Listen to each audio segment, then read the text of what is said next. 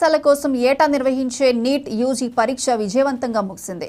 అయితే దేశవ్యాప్తంగా విద్యార్థులకు ఎన్డీఏ అందించిన పేపర్ ఒకటైతే కుమ్రం భీం ఆసిఫాబాద్ జిల్లా కేంద్రంలో ఇచ్చిన ఎగ్జామ్ పేపర్ మాత్రం మరొకటి. జిల్లా కేంద్రంలోని ఆసిఫాబాద్ మోడల్ స్కూల్లో నీట్ యూజీ పరీక్ష జరిగింది. అయితే విద్యార్థులకు ఇచ్చిన పేపర్ తారుమారైంది.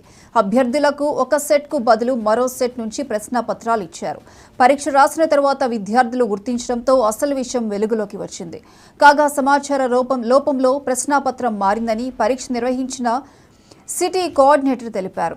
ఎస్బీఐ నుంచి తీసుకురావాల్సిన పేపర్కు బదులు కెనరా బ్యాంక్ నుంచి తీసుకువచ్చిన పేపర్ను విద్యార్థులకు పంపిణీ చేశామన్నారు. అయితే విద్యార్థులు మాత్రం తమకు న్యాయం చేయాలని కోరుతున్నారు. 9848 నా సెంటర్ పడింది. నీట్ ఎగ్జామ్ రాసినాను. ఇది నా థర్డ్ అటెంప్ట్. 2 ఇయర్స్గా నాకు ఇట్లా జరగలేదు. మాది M6 పేపర్ వచ్చింది.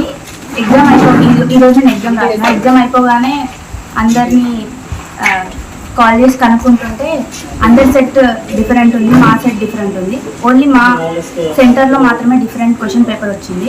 ఆల్ ఓవర్ ఇండియా వాళ్ళందరికీ కూడా డిఫరెంట్ వచ్చింది. సో ఎన్టీఏ తొందరగా ఈ ప్రాబ్లమ్ సాల్వ్ చేయాలని కోరుతున్నాను.